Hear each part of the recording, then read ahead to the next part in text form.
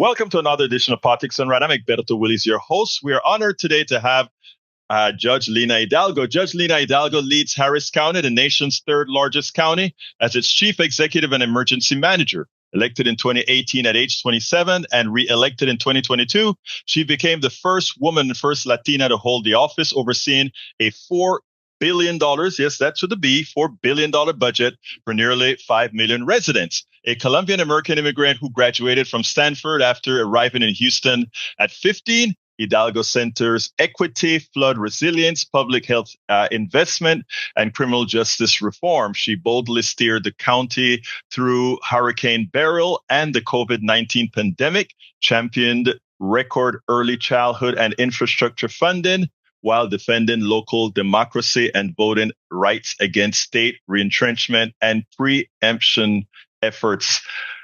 Judge Lina Hidalgo, welcome to Politics Done Right. How are you doing today, my friend? I'm doing well. I'm excited to be back.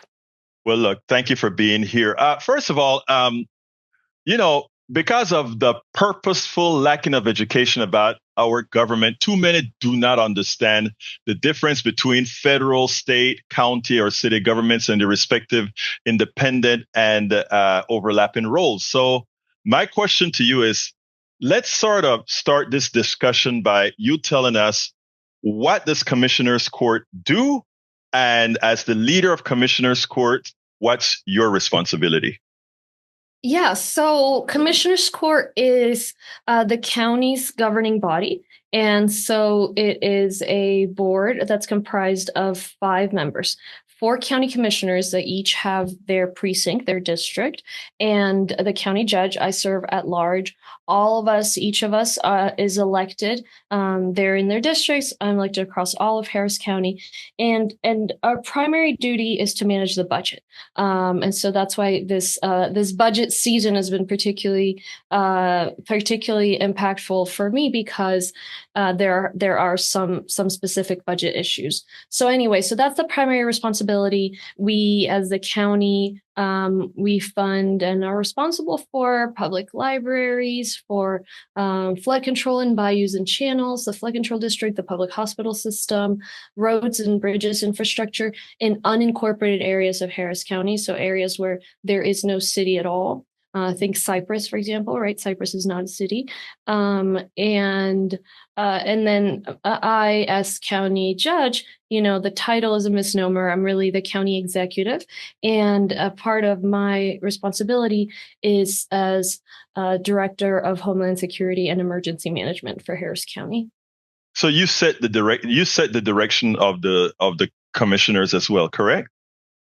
So, part of it is, of course, the visibility of the role, right? So I have 1 vote on the Commissioner's Court. And in order to pass anything, we need 3 votes. My vote weighs just as much as that of any of the commissioners. But of course, I'm the executive, I'm the figurehead. And so in that sense, I'm able to call attention to particular issues and make sure that we're at least trying for us to be pushing in the direction that is most in the interests of our constituents. And so, of course, folks know Harris County has 4.7 million residents as of the last census in 2020. And we have 34 cities, including the city of Houston, about 2 million people who don't live in any city at all. We are the 3rd largest county in the country. So it's LA County, and then Cook County, Chicago, and then it's us. And we're larger than 25 states in population. Imagine that. Okay, recently you voted for recently what came up in the Commissioner's Court was to find money to increase the pay of your deputies. That was $142 million. Of course, there's already a deficit of $130 million, and you voted what I think is a justifiable vote against it. Tell me where you're going to get the money with ensuring you're not going to affect necessary programs. Show me where you're going to get the money. Otherwise, it's fiscally responsible to vote for a $142 million raise.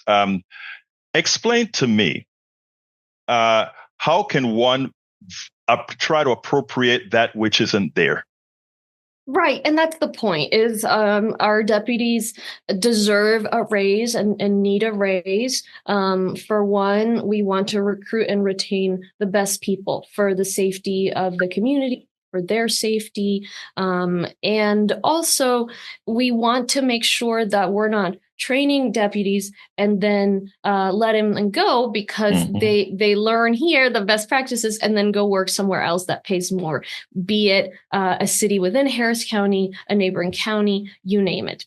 And so, so we know we need to give them a raise. And of course, that's something I want to do. But the question is, this $140 million, we don't have it. It would be a deficit, and it's on top of the $130 million deficit you mentioned. So what my colleagues have done, a majority of the court, is to commit the county to a $270 million deficit without saying where that money is going to come from. And, when we talk about it, it sounds like it's just an everyday occurrence. It's sort of normalizing to just throw around these numbers. But this is not normal. I don't know that the county has ever been in this kind of a situation. It's certainly not the county that I inherited or have been managing. And it's very disappointing for me to see that, as soon as we have a supermajority of Democrats on Commissioner's Court, we're the ones certainly. I'm going to exempt myself from the statement, I think rightfully, steering the county into a problematic financial situation. So where do you get the money from? I think it's putting the cart before the horse to commit without pointing out where the cuts are going to be, because the community deserves to know what the trade-offs are so that they can come and speak at Commissioner's Court and voice their opinion on that vote before we take it. And so that needs to be step one. And then, if those cuts are too severe, too detrimental to the day-to-day services, which frankly, I think they probably would be, because we've already done efficiency studies. We just don't have that much fat to cut. Then it's a question of asking the voters whether they would like to cover, they'd be willing to cover that increase via their tax dollars. And so we had an opportunity to do that last year. And so before we hit this major deficit, I wanted to go to the voters and just say, look, the deputies need a raise. Where do you stand on this? And if, of course, if they voted no, then we know, okay, well, we got to go to the trade-offs. And I couldn't get support to put it on the ballot. So, for me, it's been, it's really tough to watch. And I think, the similarities between that, what the city of Houston is doing, and then what the Trump administration is doing is so frustrating. It almost feels like we have the GOP 3 in the Commissioner's Court, as opposed to, having four Democrats and one Republican. I am so glad that you framed that the way you framed it. Democracy. There is a $270 billion shortage. County, what do you want to do about it? We've gone through efficiency studies. You can't get blood out of water. Therefore, you have to decide. And by the way, one other thing that I want to stress here, deputies, our police are very important, but so are the people who clean your office, Judge. So are the people who keep the parks open. So everybody is deserving of a raise. And for us to cut everybody else in order to pay one particular segment of your employees, if you will, I think is patently unfair. And as you've mentioned, it's something that would be expected of other parties. So when I saw Garcia and Briones vote in favor of fiscal irresponsibility, it's one of the reasons I also contacted you, for many other reasons, of course, but one of the other reasons that I contacted you. So I think it is important that this message goes out there. The truth of the matter is, in this county and in this country, Democrats by design and by policy have always been the ones that are fiscally responsible, even as the propaganda doesn't say that. Just want to point that out specifically. So therefore, before we move on to another subject, what then do you hope to do to change, to find a way to pay for this? Because I tell you what, for the other things that would have to be cut, it's a no-go. Right. What are you going to do? Let me just tell you, the kinds of things that would be on the chopping block is it would be the libraries, it would be the public health department, it would be the animal shelter. We have very limited statutory responsibilities for the animal shelter. For example, it's enforcing animal cruelty laws. But that's just about it. There's no requirement for us to have the beautiful facility that we have and go and do spay and neuter events. And, there's still a lot more that needs to be done, not less. We have entire communities that have problems with stray dogs in particular that we're trying to lean in on. Homelessness is another one. It's still an issue, but we've reduced homelessness by 20% during the pandemic, and we've maintained that, whereas other jurisdictions actually increased. So what's going to happen when we can't fund that anymore?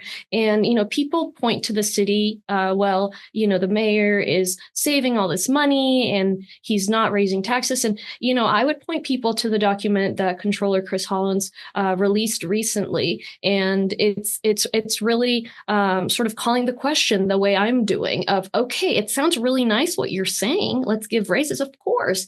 But how are you going to pay for it? And don't just wave your hand and not answer. And, what we're seeing on the part of the city, very similar is, the only way for them to be able to make those commitments, those funding commitments, is going to be to raise the water bill, is going to be to raise property taxes, is going to be to keep kicking the can down the road in terms of their pension commitments. So that just puts the city in a worse and worse financial situation.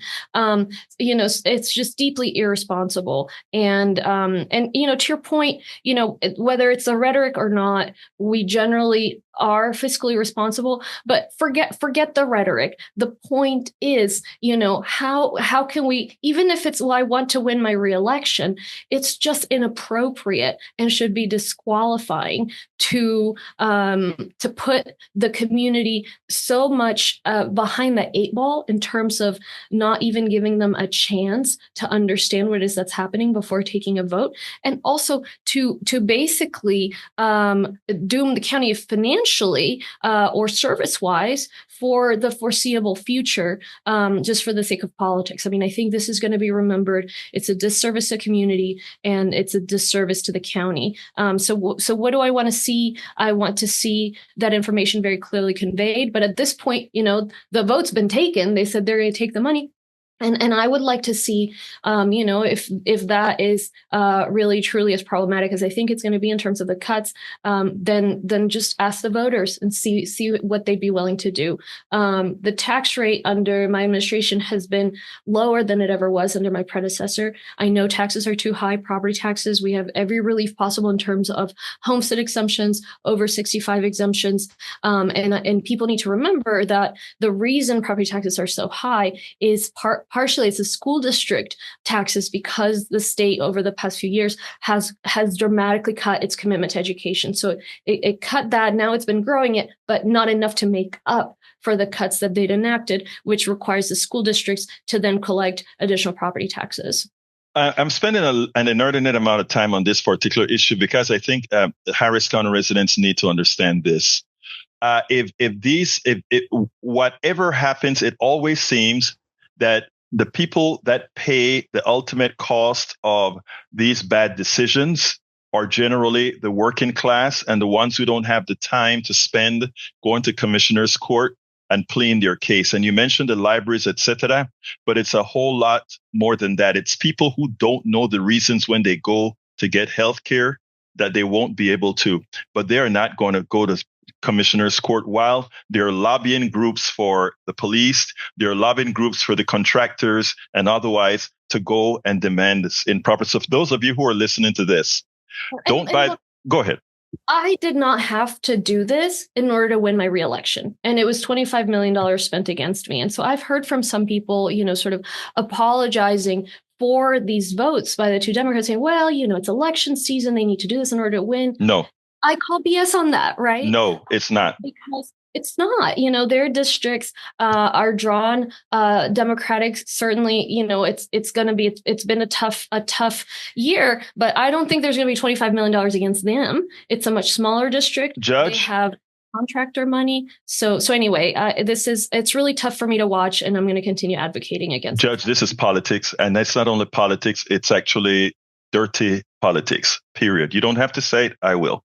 Let me ask you about the recent issue with your expressed concern about the decision of most of your colleagues on the court to place security emergency under that group that's called the Intergovernmental Affairs for Lobbying. Yeah. So, folks remember the Astroworld tragedy.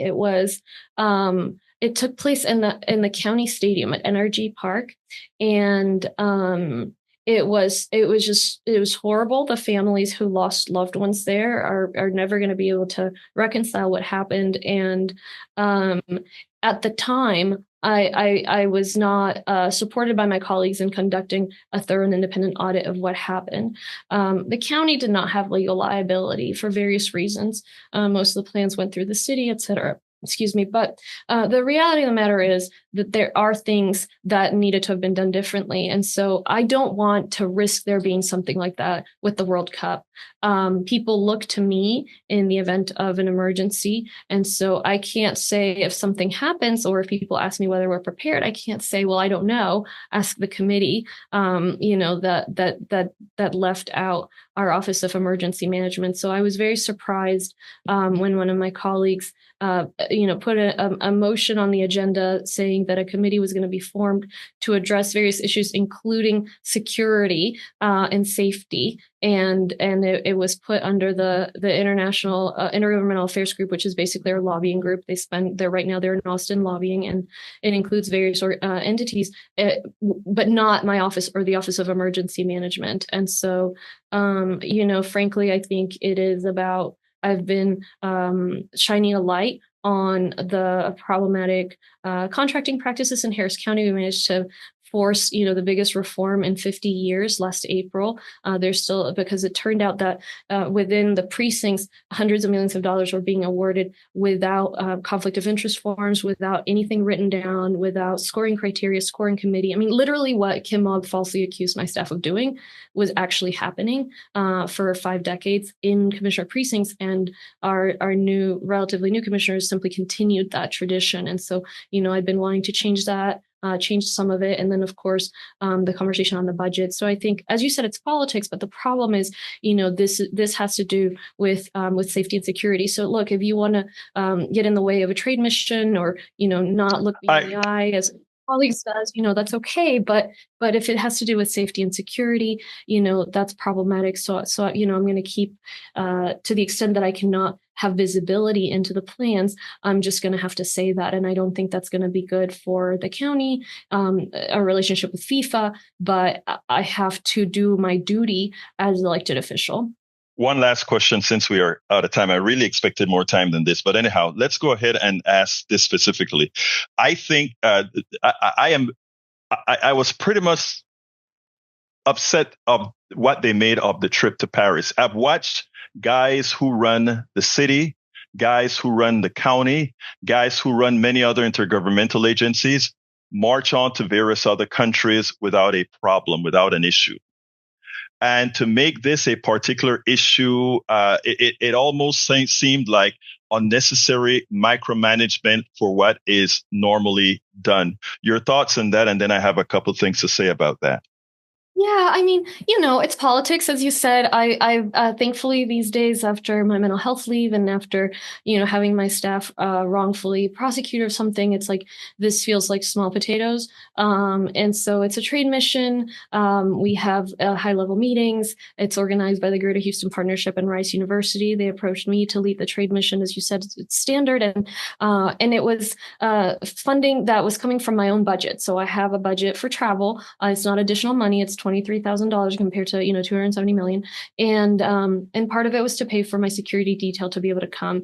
And so it was nasty because, generally speaking, each of us is able to spend our office funding as we see fit. So this is very much unprecedented. But I can see it as as petty as it is. I think it's quite obvious. And so, thankfully, I have some campaign funding that I can help cover that with. My concern, of course, is that staff might have to take vacation time to be able to go because I can't pay them for the hours they're working. But, it's fine. it's neither here nor there. And Well, look, we're doing a lot of good work. I just, I want the grassroots people in our party to put pressure on folks, because we have one Harris County, and we're not going to hold on to it if we get to office and behave like the good old boys that were here before us. And to add to that, one important factor, you said it's not neither here nor there. I think it's here and there. And the reason why, it's because specifically the different treatment for women, in my opinion, and not only for women, but also for the younger people. And I consider the younger people coming up in the party, the younger people coming up in the county, those who should be and lead in the county, and for a whole bunch of old folks to tell you that we're not going to pay for it. I think it's something that should be, to put it bluntly, should be made hell of. Now, that said, how I feel and what I'll also preach about when I'm on the radio, one last statement, and it goes as follows. And tell me here, are you running? Oh, so Egberto, as far as your other point, I think, what's also surprising is sort of the echoing of the talking points from the folks on the other side of the aisle. Very surprising. I think we have enough to stand on with all the incredible work we've done over the years, and I'm excited about it, and I'm proud of it, and I think the people are too. And it's been really powerful, and the voters have a lot to do with that as well, right? Supporting us. I mean, flood control projects and tax break for early childhood facilities. So yeah, as far as running again, I'm afraid I'm not going to be breaking any news on that right now. I know I am still finalizing my decision. I hope to be able to announce next month what my decision is going to be, because if I decide not to run again, I want there to be enough time for a strong Democrat to put their name on the ballot and work hard before the primary and then the general. So it's a matter of, fundamentally, these executive positions, I think, shouldn't be longer than 2 terms. And that's sort of how I felt about it from the start. And at the same time, I think there is value in having someone there, and not just one of my colleagues, but at least 2 of us sort of calling things out for what they are and on behalf of the community. And so I'm not indispensable. I've never think so much of myself as to pretend that I am. But it's going to be a tough decision. So we'll see. Stay tuned, and I'll be announcing that soon. Judge Lina Hidalgo, Harris County Judge, thank you so kindly for having been on Politics Done Right. Thank you. Thank you so much. We spend a lot of time deconstructing the news, trying to parse it into a form that everybody can understand. We try to find those little nitpicks where it flies above the fray, etc. If you really like these videos that we do, I want to ask a big favor. Please go ahead. Number 1, subscribe to our channel. And number 2, please join if you can. Thank you so kindly for watching. Keep watching. Please remember to share. We must populate the entire internet with our progressive message, a message that we know is what most Americans say that they want. So help us, please join.